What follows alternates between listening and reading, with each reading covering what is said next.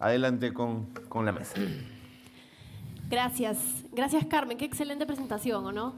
Increíble, ¿verdad? Muchas gracias por ese marco teórico que nos ayuda a tener ahora esta conversación con nuestros panelistas, un poco para abordar esta situación en el Perú y cómo la vivimos y cómo hacemos para tangibilizar todas esas ideas que nos has dado en tu presentación.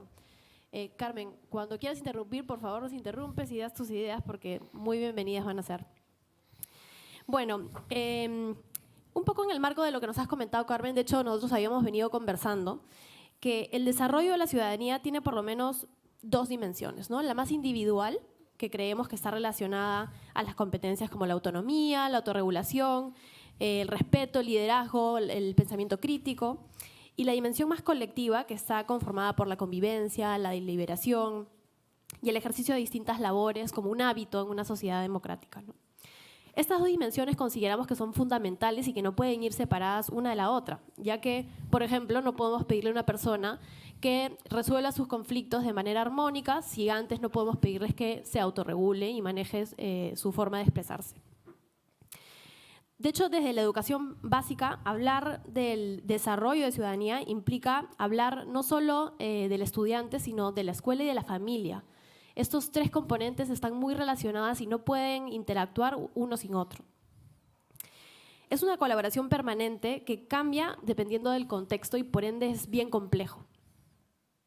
Además, hablábamos que en realidad la escuela es el primer espacio donde el niño y probablemente la familia vive ese espacio democrático y por ello la escuela debe ser ese espacio de modelamiento de ese ejercicio democrático y de ciudadanía que esperamos de nuestros jóvenes. De hecho, tenemos data que mostrar en la evaluación. Si vemos ahí, el 33% de estudiantes de sexto grado cuenta con las capacidades para convivir y participar democráticamente. Solo el 33%. Y eso ha sido en la evaluación muestral de estudiantes del año pasado, ¿no? De hecho, esto nos dice que todavía tenemos mucho camino por recorrer. Por eso, en este panel vamos a un poco evaluar y conversar sobre la relación de estos tres actores que hablábamos, del estudiante, la familia y la escuela. Y hemos elegido tres ejes para conversar, porque si no, como decía Carmen, esto podría ser eterno y estaríamos todo el día conversando acá. Hemos elegido tres ejes, uno relacionado al civismo y la corrupción, el otro relacionado a la igualdad de oportunidades y el último relacionado a la convivencia o la cultura de paz. Bueno, entonces entrando un poco al ámbito del vínculo entre escuela y familia, de hecho, Carmen ya nos ha comentado, en realidad no hay funciones específicas, no es que la escuela llega hasta acá y la familia llega allá, sino que es una colaboración constante y de hecho deben complementarse. De hecho, no sé si vieron ayer que teníamos las encuestas. Esta es la encuesta que les hicimos y si ven aquí, ustedes mismos han respondido esto. En mi escuela o las escuelas que conozco se trabaja adecuadamente la relación efectiva entre escuela y familia.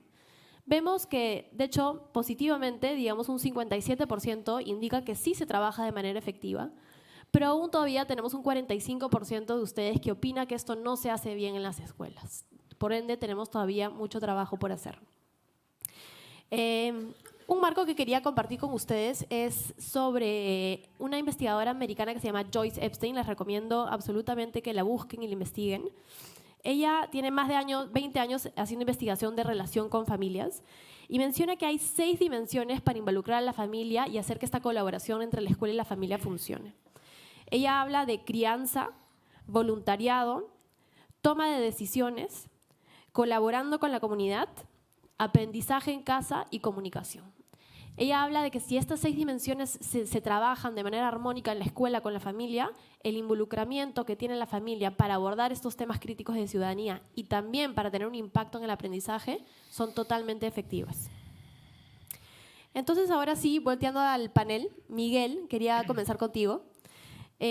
Tomando en cuenta un poco este marco de Epstein y estas dimensiones, ¿cuál es la relación entre familia y escuela que se vive en este país?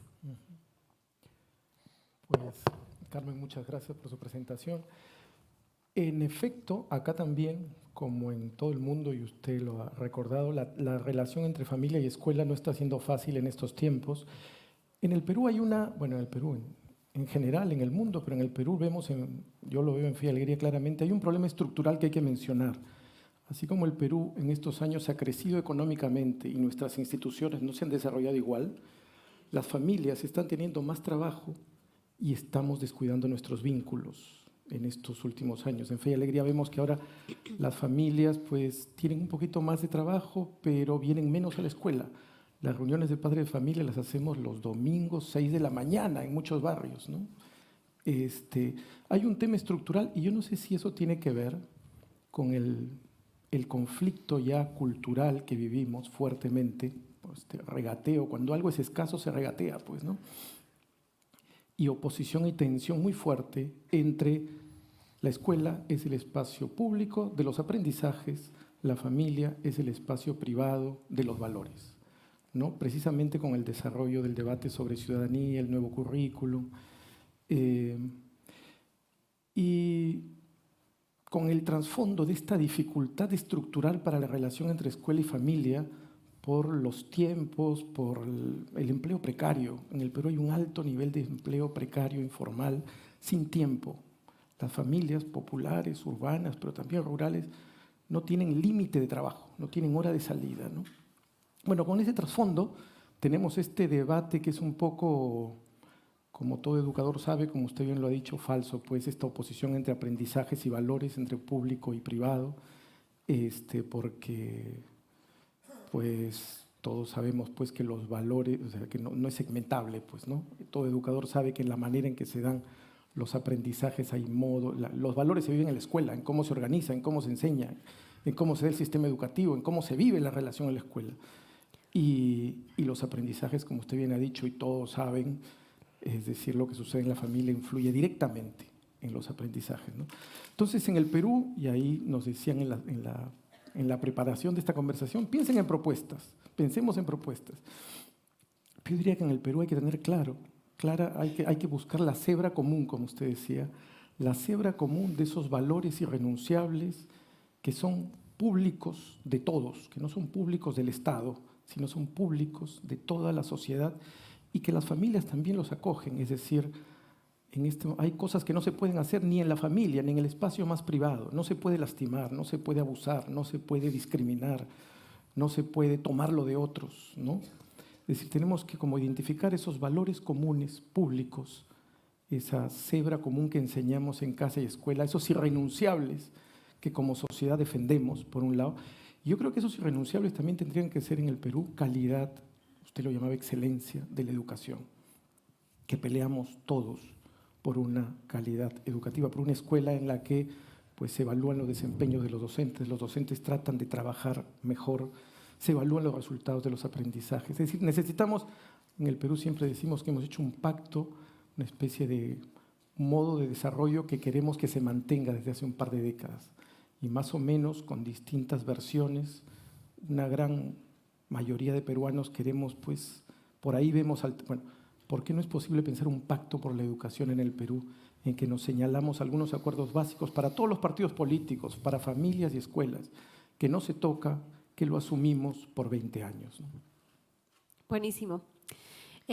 Susana, quizás entonces tú nos puedas ayudar un poco a buscar esa cebra común. Tienes harta experiencia en gestión de escuelas, entonces, ¿qué cosas has visto tú que funciona y que no funciona en este relacionamiento con las familias? ¿Y cómo se puede hacer ese aproximamiento más cercano con las familias? Bueno, en realidad, gracias Carmen, porque hay muchísimas ideas esta mañana que nos has dado en tu conferencia. Cada una de ellas merecería un espacio para poderla analizar, discutir, reflexionar, ¿no?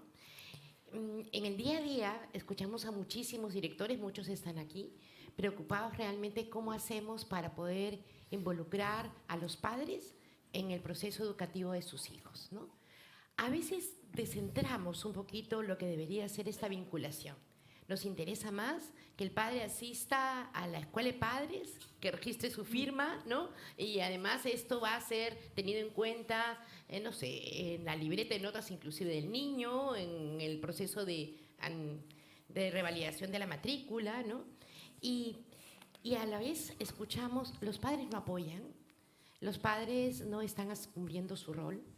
tenemos un rollo con los padres. Cada mañana un director entra a veces con miedo, transpone con un cierto temor el despacho, su oficina, la puerta del colegio. ¿Con qué me encontraré hoy? ¿Qué habrá pasado en el WhatsApp de padres de inicial o de cuarto grado de primaria, ¿no? Y entonces la escuela se debate entre ¿qué hacemos? ¿Contamos con los padres o mejor prescindimos de ellos y hacemos lo que podamos? Y ya lo ha dicho Carmen y yo lo reafirmo también, hay que encontrar formas de trabajar con ellos, formas de involucrarlos no con el colegio, involucrarlos en la educación de sus hijos. Lo señala la investigación científica, lo dice la propia OCDE. Profesores, escuelas y sistemas educativos deben estudiar cómo pueden ayudar a los padres que están muy ocupados a desempeñar un papel más activo en la educación de sus hijos, tanto dentro como fuera de la escuela. Buenas prácticas, el marco de IPSEI nos da muchísimas. Les recomiendo de verdad investigar un poquito más al respecto. Carmen ha mencionado algunas. Por ejemplo, el que los padres sostengan una sobremesa con sus hijos, el que los padres hablen de temas de actualidad, el que se interesen por sus actividades, el que les cuenten un cuento antes de dormir. Esto ya impacta muchísimo, no solamente en la mejora de los aprendizajes, impacta muchísimo en el desarrollo de actitudes ante la vida que son la base de la construcción de la ciudadanía. Por ejemplo, la autoestima. Por ejemplo, el autoconocimiento. Por ejemplo, la resiliencia. Y entonces los padres están enterados que el hacer estas pequeñas cosas en casa ayudará a sus hijos a desarrollar ciertas virtudes, ciertas actitudes ante la vida, que luego facilitarán el entender al otro, el ser empático, por ejemplo. Pues creo que no. Nosotros nos hemos centrado en que la mejor forma de relacionarnos con los padres es de repente organizar una buena escuela de padres. Y seguimos repitiendo el tema y no hemos pensado ni siquiera en los temas que son significativos. Y repetimos los horarios y decimos, uy, solo vinieron 10 de los 50 padres que esperaban. Y repetimos lo mismo. ¿Hemos pensado seriamente qué hacer en la escuela para lograr que los padres se involucren con sus hijos y liderar en esta doble vertiente? Esto es importante, la personal y la grupal. Una conferencia, una escuela de padres, un taller va a darnos una formación de tipo colectivo, pero cada familia tiene unas necesidades. Cada familia se desarrolla en un contexto y necesita que el docente, el maestro, pueda conocer la realidad concreta de esa familia, las necesidades del niño que se nos confía en la escuela y ayudarlos a establecer unos planes de acción concretos. Para esto, pero un poquito más adelante, el profesor necesita una formación, necesita una capacitación. De acuerdo, sí. De hecho, vamos a hablar de esto más adelante. Efectivamente, la formación docente hoy día, muchas de las currículas no tienen ese componente de relación con familias y hoy día es uno de los dolores más fuertes que tienen los maestros y los directivos al no saber realmente cómo gestionar estos espacios, ¿no? Vamos a pasar ahorita a hablar un poquito del eje de corrupción y civismo. De hecho, algunos datos que tenemos, por ejemplo, que creo que demuestran la crisis en la que estamos hoy en día, es que el Perú descendió al puesto 105 de 180 países en el índice de percepción de la corrupción. O sea, realmente estamos al final de la tabla. Y en un día, en el Perú, se reportan 25 casos de corrupción y se pierden más de 36 millones de soles por corrupción, ¿no? Nuevamente, estas son cosas que salen en las noticias, lo vemos en el día a día, es parte de lo que ven los jóvenes y mucho de eso lo están modelando en las escuelas. Nosotros tenemos que hacer un trabajo para ir contra esa corriente. Quería mostrarles un poco el resultado de la encuesta que ustedes respondieron. En mi escuela o las escuelas que conozco se fomenta una cultura democrática donde los estudiantes participan activamente. Vemos ahí que tenemos 63% que considera que sí se fomenta una cultura democrática en las escuelas, pero todavía tenemos un 37% que considera que no es así, ¿no? Qué importante es esto que hemos visto a lo largo de las charlas que hemos tenido estos días, que esto se ejercite, se haga, porque esto es una competencia que no se construye teóricamente, sino que se construye haciendo. Pilar, en tu experiencia en Futura Schools, ¿qué tipo de escuela tenemos en el Perú? ¿Se fomenta realmente este civismo y esta formación democrática? Quizá voy a darle un poquito la vuelta, voy a empezar por algo que dijo Carmen cuando estaba comentando, ¿no? Y es que no se puede ser neutral cuando hablamos de educación, ¿no es cierto? Y menos cuando, de una u otra manera, los que estamos metidos en educación nos hemos dado cuenta que transformamos vidas y nos hemos metido en el mundo de la educación porque sabemos el impacto transformador que tiene la educación. ¿Qué es lo que nos tocaría hacer cuando estamos hablando de civismo y de corrupción? Pues darnos cuenta que la cotidianidad es una de las cosas más importantes en las que nos tenemos que poner a reflexionar y a trabajar. Y por eso arrancaba con esta frase tuya de no se puede ser neutral. Si yo veo en las noticias y veo estas cifras alarmantes que nos acabas de comentar, Aurelia, ¿no es cierto? Y que nos acabas de decir, y llego a mi aula y sigo haciendo mi clase y no hago una reflexión, entonces no estoy contribuyendo a ese proceso transformador de sociedad. Si yo soy un docente que estoy dando una excelente clase, pero que en la cotidianidad no refuerzo el que un estudiante le dé gracia y le parezca gracioso, es la cultura de Pepe el Vivo, el que yo soy mosca y porque soy mosca le doy la vuelta al sistema, y es más, yo como profesor le doy la vuelta al sistema, entonces de una u otra manera estoy ayudando a contribuir que esa situación se siga manteniendo. Entonces, ¿qué es lo que nos toca hacer? Pues nos toca, como decía mi abuelita, predicar con el ejemplo, ¿no es cierto? Y ella lo que planteaba y decía es, la palabra convence y el ejemplo arrastra.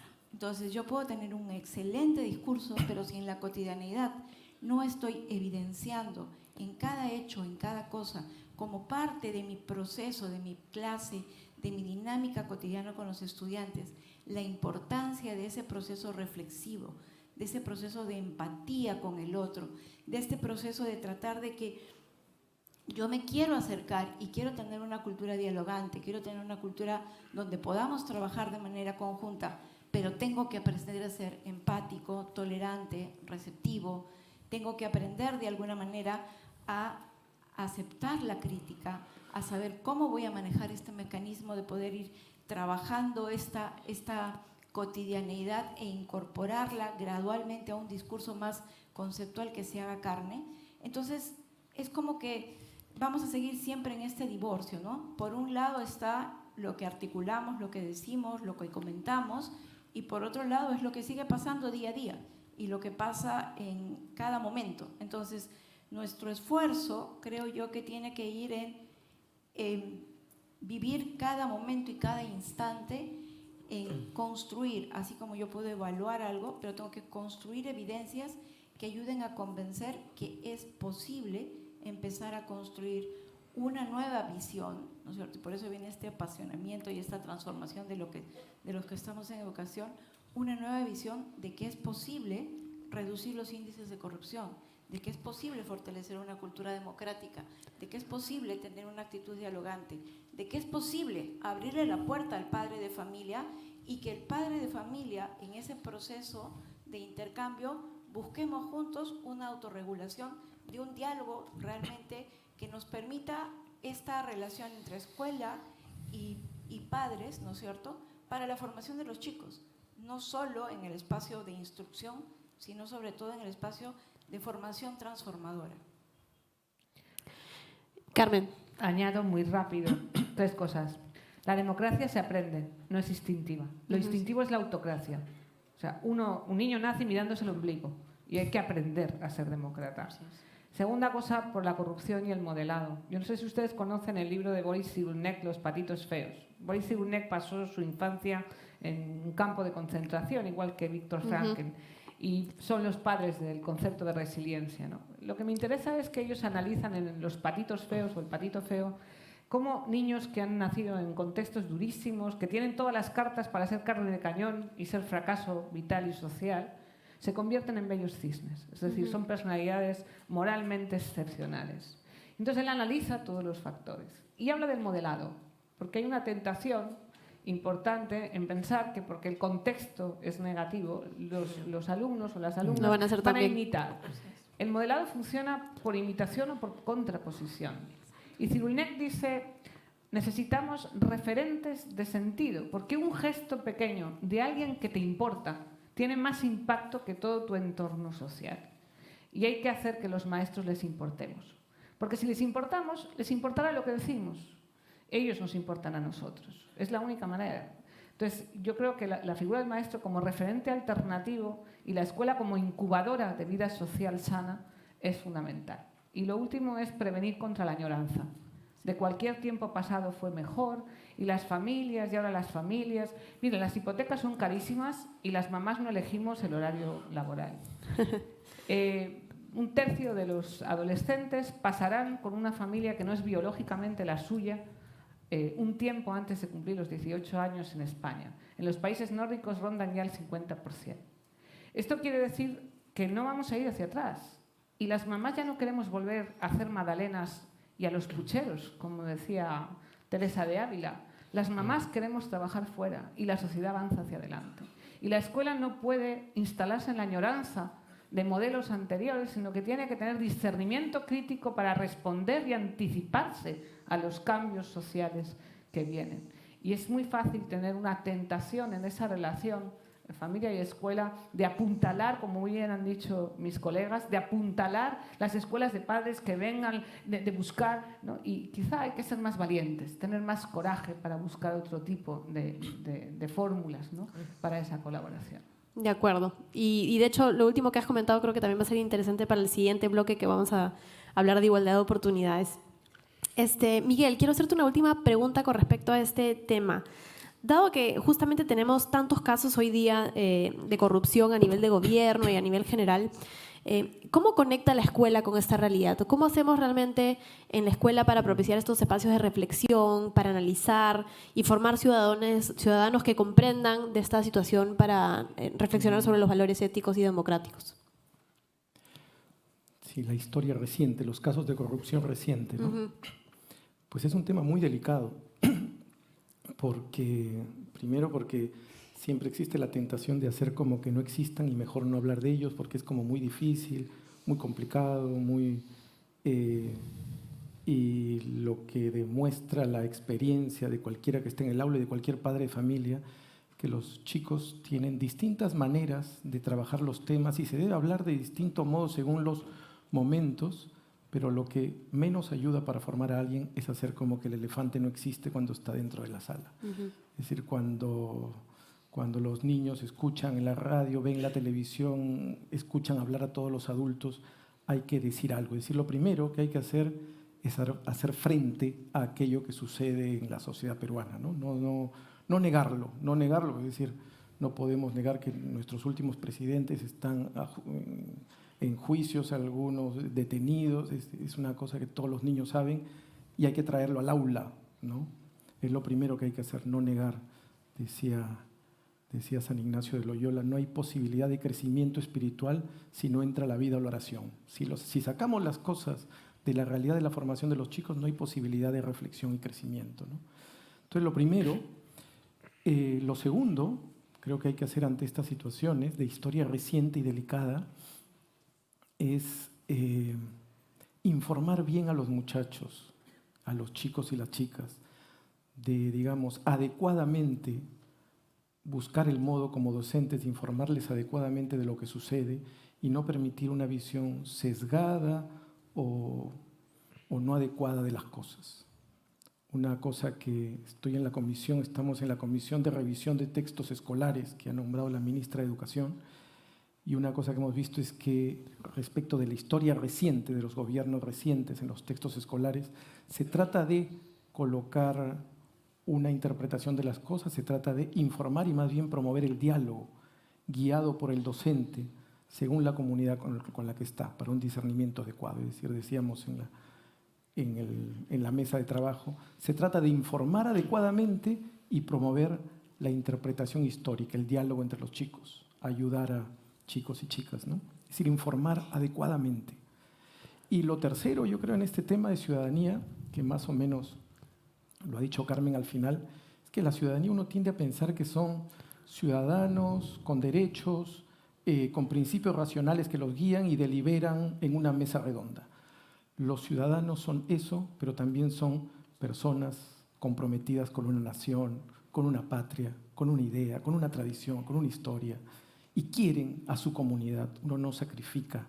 En Fe y Alegría lo del corazón es fundamental. Siempre decimos decir el corazón, la pasión, un patriotismo, digamos, hay que promover también un patriotismo ético, decimos. Es decir, un peligro de estos casos de corrupción actuales y es que uno empieza como ¿cómo se dice?, a minusvalorar, a despreciar, a relativizar aquello que nos une como comunidad. Y es una especie ¿cómo se dice?, de corrosión, a veces brutal y a veces sutil. Y entonces, como comunidad nacional, bueno, pues si eso le pasa a los presidentes, o sea, finalmente acá no hay nada que nos una. Es muy importante en la escuela darle la vuelta y decir que en esta comunidad nacional hay muchas cosas que amar, hay muchos ejemplos que seguir, hay muchas tradiciones de las que sentirnos orgullosos. Hay que recuperar el cómo no te voy a querer, ¿no?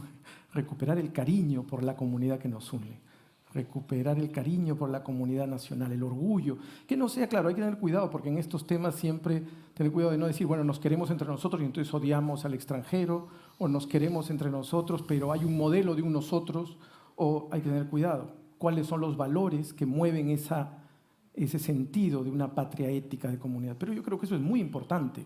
Además del derecho, trabajar un poco el fortalecimiento del nosotros como comunidad nacional. Un nosotros que acoge la diversidad, un nosotros que no se afirma excluyendo al otro, pero que es como, entonces yo digo, traer el tema al aula, 1, 2, informarse adecuadamente y promover el diálogo según los niveles formativos de los estudiantes, pero hacerlo. Y tercero, pues actuar agere contra esta especie de cinismo del todo vale y decir, no, en esta comunidad hay valores, hay tradiciones, hay historia que nos unen y por las cuales pues sacrificamos, damos la vida, luchamos, queremos, ¿no? Genial. Miguel, te corto ahí porque vamos a pasar al eje 2 y de hecho tengo una pregunta para ti nuevamente, que es, ¿cómo podemos, en la igualdad de oportunidades, cómo podemos trabajar el tema de estereotipos en la escuela y con los padres, así como otros temas que justamente propicien la igualdad de oportunidades que buscamos?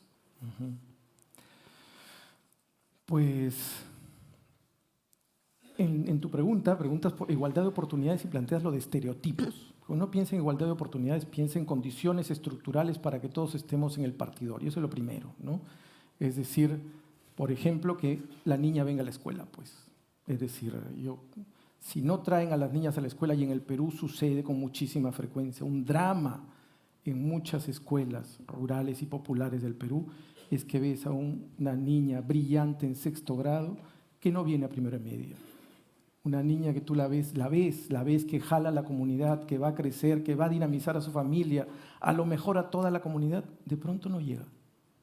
Entonces, igualdad de oportunidades estructurales en primer lugar, que la escuela llegue, allí donde tiene que llegar, pero además romper estereotipos, porque además de las estructuras que se ven, hay los glass ceiling, las estructuras que no se ven, los techos de vidrio, las paredes de vidrio, que son, bueno, tiene que ser así. Y con mucha frecuencia esa niña no viene al aula porque la familia tiene en la cabeza que pues, la niña no es tan inteligente, es más tierna y por lo tanto tiene que quedarse en casa. Y le hacen un bien trayéndola a la casa, ¿no?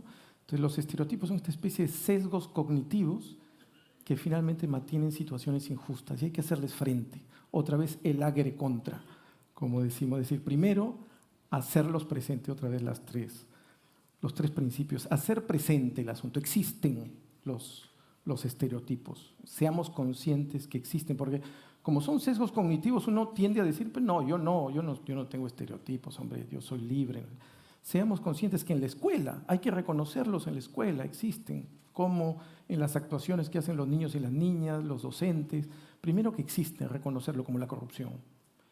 Y reconocer las cosas, nombrarlas, hay que nombrar. Si no se nombra, no se puede hacer frente a las dificultades. Segundo, hay que, como la virtud, decía usted, Carmen, hay que actuar. Es decir, una vez identificada, no basta con identificar el estereotipo. Hay que hacer algo contra él. No es solamente, bueno, es así y ya está, y ya yo voy a cambiar mi manera de pensar.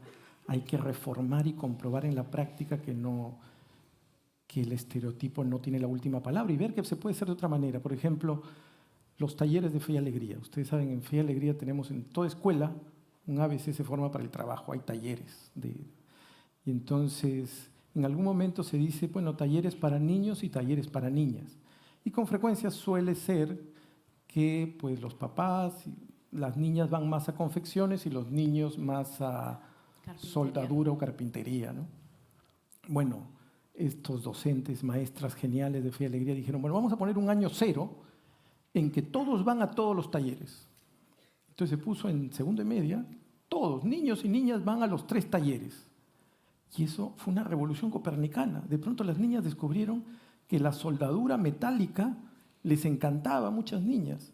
Y aquí en el Fe y Alegría 25 de San Juan del Lurigancho, el número 1 en un concurso de manualidades, etcétera, fue una alumna haciendo una escultura metálica, soldadura, con el fuego. Y muchos chicos descubrieron que les encantaban las confecciones. Entonces, de pronto hacen blue jeans, hacen mochilas. En esa práctica, el estereotipo se demuestra en su banalidad, en su falsedad. Y entonces ahí la persona es libre, porque entonces ahí sí pueden elegir. Cuando los chicos vieron que podían hacer todas las cosas, ahí pueden elegir. Y ahí después ya en tercero y media, cuarto y media, ya van al taller que quieren, ¿no? Pero entonces, yo digo, lo primero que hay que hacer es hacer conciencia. Segundo, actuar contra el estereotipo, agre contra, no solamente una cosa cognitiva, hacerlo virtud. Y tercero, entonces, poder hacer uso real de la libertad, ¿no? Buenísimo. Vamos a entrar a un tema un poquito más controversial. Una de las preguntas que mandamos en la encuesta hablaba sobre la opinión que tienen ustedes con respecto a la educación de la afectividad y de la sexualidad y si esto es responsabilidad de la escuela o la familia.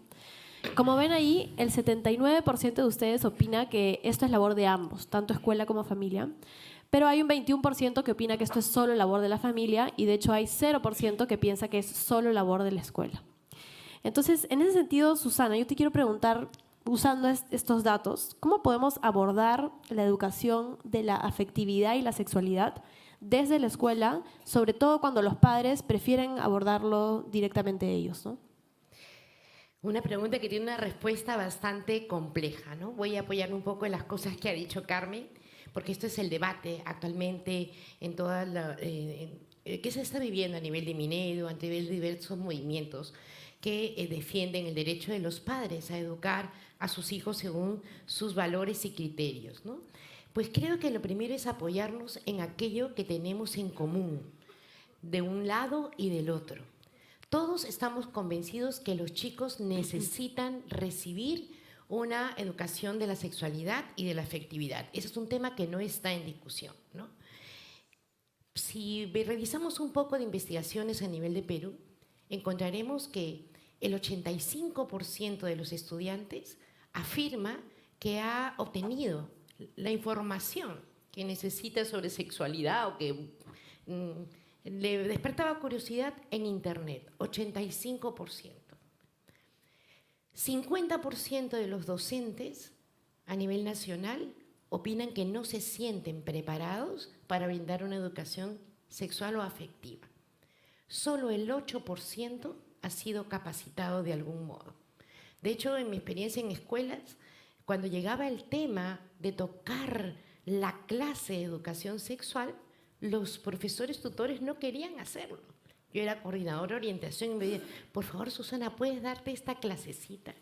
Al punto que me encuentro en la calle con exalumnos y me dicen, hola, tú fuiste mi profesora de educación sexual, ¿no? Competencia que he borrado. Todos recuerdan. Esa línea la he borrado de mi currículum. Pero no, en realidad los padres quieren hacerlo, pero no saben cómo. La escuela quiere hacerla, pero tampoco sabe cómo. Esta es una responsabilidad que se tiene que compartir entre la escuela, la familia, los medios de comunicación y el Estado.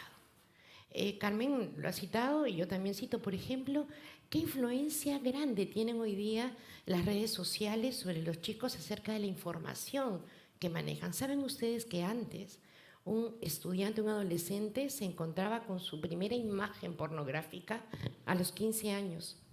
Hoy eso ocurre a los 8 años. Entonces, ¿qué puntos en común hay? Pues la necesidad, por ejemplo, de enmarcar la sexualidad en la dignidad de la persona humana, en no analizarla simplemente como un medio de diversión, en la necesidad de que los estudiantes sepan autorregularse, que podamos prevenir conductas de riesgo, como el abuso sexual, la violencia sexual, inclusive entre los propios adolescentes, el embarazo adolescente. Todos estamos a favor de retrasar lo más posible el inicio de la vida sexual, cuando tenga las capacidades de autodominarse, de no actuar simplemente bajo los impulsos o bajo los efectos de la droga y el alcohol. Para construir una educación sexual efectiva, tenemos que sentarnos y ponernos de acuerdo en aquello que nos une.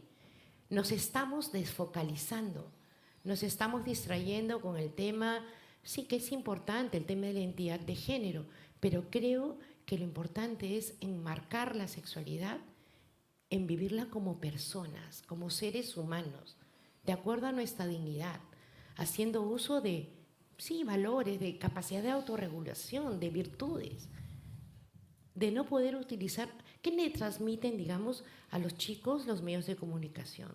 Si lo quieres, disfrútalo, la inmediatez, el impulso. Pero también les enseñamos que no hay que asumir o no necesitas asumir las consecuencias de una conducta. A veces hay cierta, inclusive la norma de convivencia en el colegio hoy, podríamos decir que podrían dotar de cierta inmunidad a los alumnos para ciertos comportamientos. Entonces, hay que trabajar juntos, hay que enmarcar la educación de la sexualidad dentro del marco de la afectividad. Hay que formar a los docentes. Necesitamos esto con urgencia. Políticas para el desarrollo de una labor tutorial integral, efectiva, del apoyo en general, ¿no? Y ver que la escuela pueda ver cómo se vincula con la familia, cómo el docente se vincula con cada estudiante, porque es en ese vínculo de confianza donde yo podré llegar a fondo en lo que ese estudiante necesita como competencia afectiva, como competencia de autodominio para poder manejarse y ser dueño de su propia vida. Muchas gracias, Susana. Vamos a hacer la última pregunta porque ya se nos está acabando el tiempo con respecto al eje de cultura de paz.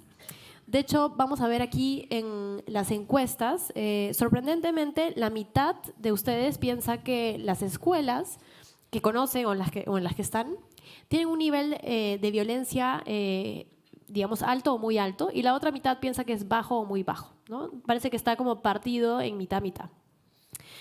Vamos a usar una de las preguntas del público aquí para Pilar. Pilar, rápidamente cuéntanos un poco qué estrategias o medidas de prevención se pueden implementar en las escuelas para resolver conflictos a través del diálogo y frenar la violencia. Creo que una de las primeras cosas que debemos tener claro es que no se trata solo de sancionar la violencia, sino más bien de tomar conciencia de cuáles son los hechos que generan esa violencia en lo cotidiano. De hecho, por ejemplo, en las escuelas, en Futura, lo que nosotros tratamos de hacer es generar ese proceso de regulación y de reflexión, un poco en la línea de lo que decía Carmen hace un rato, o sea, busquemos aquellas cosas que son las que nos unen y que son nuestros puntos de partida, estas que nos parecen que no están bien y que son no negociables. A partir de ese no negociable, entonces podemos empezar a construir aquellas actitudes y aquellos comportamientos que nos están ayudando a pasar casi desapercibida una violencia soterrada. El sarcasmo que los jóvenes utilizan cotidianamente para comunicarse unos a otros es un tipo de violencia y hay que reflexionar sobre eso. Si a mí me parece gracioso y yo como profesor o yo como compañero no lo digo y no lo expreso, estoy ayudando a que se siga manteniendo esa dosis de violencia. Si es que yo dejo que se ponga un estereotipo, que era súper fuerte, lo que puso Carmen con el tema de lo de la RAE y los conceptos, dejo que ese estereotipo quede y no planteo una reflexión sobre eso en lo cotidiano, ayudo a que se vaya manteniendo. Entonces, una de las cosas que tratamos nosotros de trabajar mucho a nivel de docentes y de trabajar mucho a nivel de padres de familia es este tema de traer, lo que decía Miguel hace un rato, traer a conciencia eso que lo vemos y que lo estamos observando, pero que expresado nos ayuda a decir, oye, ya no te hagas el loco, hay que hacerlo y te toca hacer algo al respecto. Entonces creo que por ahí va el tema y ese es un punto muy importante porque engancha muchísimo a los chicos. Los chicos cuando sienten que pueden expresarse libremente y que su opinión es escuchada, se retroalimentan positivamente en la construcción de una cultura mucho más de paz, de una cultura con mucha más empatía, con mucho más respeto, no solo en el sentido de la igualdad de oportunidades en algunos aspectos, sino en todos. El dejar de poner estereotipos. Ah, este es gordito. No, los gorditos son malos para hacer deporte. No, que mira que este es bajito. Ah, tú no puedes, ya te paso tu cajita. Son cosas que las tenemos muy metidas como cultura peruana y que hay que traerlas a la reflexión para ir rompiendo de a poquitos esos paradigmas y esos estereotipos que tenemos. Muchas gracias, Pilar. Se nos ha acabado el tiempo, pero queremos, Carmen, un minuto para que nos ayudes con unas reflexiones finales de lo que has escuchado ahora en este panel. Wow. Estaba ahora recordando que yo estuve dando clase en secundaria en Oxford, en un instituto, varios años, y hacía una lección, una clase con mis alumnos sobre las costumbres culinarias de las distintas culturas y religiones. ¿Por qué los hindús son vegetarianos? ¿Por qué los musulmanes no comen cerdo? ¿Ayunan los cristianos en Cuaresma? ¿Los judíos no mezclan la leche con el queso, la leche con la ternera? ¿No? Y luego hacíamos un banquete interreligioso, intercultural, con el menú, la carta. Yo siempre decía, irónica, porque tengo un cierto sentido del humor que me ayuda en las crisis, que lo único que hacía era darle a mis cafres de secundaria herramientas para que le pusieran salchichas a sus compañeros moros en el patio para jorobarlos más. La cultura no transforma los corazones. Saber cuál es la vida buena no hace que se elija la vida buena. Y esto deja un desafío para la educación moral que va de la mano de la educación de sentido vital, de la educación espiritual, en el sentido más profundo del espíritu humano, no necesariamente religioso. Pero la escuela tiene que dejar memoria de vida feliz. Tiene que hacerles descubrir que hacer el bien te hace más feliz que hacer el mal. Y esa memoria tiene que durar, porque la vida los va a llevar por derroteros insospechados. Y al final la escuela tiene que dejar un lugar vital donde volver, a descubrir el deseo de la vida buena.